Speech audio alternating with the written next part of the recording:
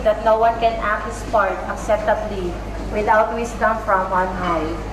In the wonderful name of Jesus, we pray these things. Amen. In the name of the Father, the Son, the Holy Spirit. Amen.